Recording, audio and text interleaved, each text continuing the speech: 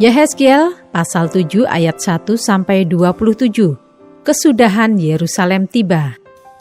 Kemudian datanglah firman Tuhan kepadaku. Engkau anak manusia, katakanlah, beginilah firman Tuhan Allah kepada tanah Israel. Berakhirlah keempat penjuru tanah itu. Kini kesudahanmu tiba, dan aku akan mencurahkan murkaku atasmu, dan aku akan menghakimi engkau selaras dengan tingkah lakumu, dan aku akan membalaskan kepadamu segala perbuatanmu yang keji. Aku tidak akan merasa sayang kepadamu dan tidak akan kenal belas kasihan, tetapi aku akan membalaskan kepadamu selaras dengan tingkah lakumu, dan perbuatan-perbuatanmu yang keji akan tertimpa atasmu. Maka kamu akan mengetahui bahwa akulah Tuhan. Beginilah firman Tuhan Allah. Lihat, bencana demi bencana akan datang.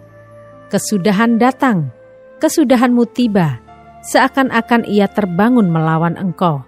Lihat datangnya, malapetaka datang atasmu, hai penduduk negeri. Waktunya datang, saatnya tiba. Hari huru-hara, bukan tempik sorak di atas gunung-gunung. Sekarang dengan segera aku akan mencurahkan amarahku atasmu dan melampiaskan murkaku kepadamu. Aku akan menghakimi engkau selaras dengan tingkah lakumu dan membalaskan kepadamu segala perbuatan-perbuatanmu yang keji. Aku tidak akan merasa sayang dan tidak akan kenal belas kasihan. Selaras dengan tingkah lakumu akan kubalaskan kepadamu dan perbuatan-perbuatanmu yang keji akan tertimpa atasmu. Maka kamu akan mengetahui bahwa aku Tuhanlah yang memusnahkan. Lihat, harinya sungguh datang, malapetaka akan menimpa, kelaliman bertunas, keangkuhan bertaruh. Kekerasan bersimaharajalela yang menjadi penopang segala kejahatan. Tidak ada dari mereka yang tertinggal, baik dari kelimpahan mereka maupun dari kemewahannya. Kemolekannya pun akan terhapus. Waktunya datang, harinya mendekat. Biarlah si pembeli jangan bergembira, dan biarlah si penjual jangan berduka cita, karena kehangatan murka tertimpa atas segala kegemparan mereka. Sebab si penjual tidak akan kembali kepada jualannya, kalaupun mereka masih di tengah-tengah orang hidup, karena kehangatan murka tertimpa atas segala kegemparan mereka, dan tidak dapat ditahan lagi. Dan seorang pun tidak dapat mempertahankan hidupnya oleh karena kesalahannya. Tiuplah sangkakala dan sediakanlah segala sesuatu, tetapi seorang pun tidak maju berperang, sebab kehangatan murkaku tertimpa atas segala kegemparan mereka.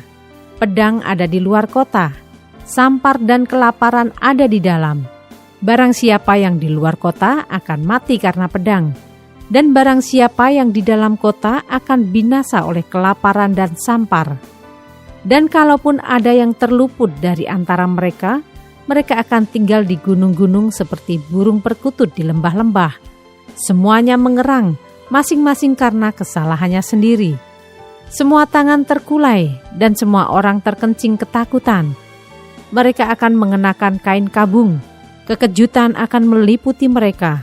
Semuanya akan kehilangan muka, dan semua kepala akan digundul sebagai tanda perkabungan.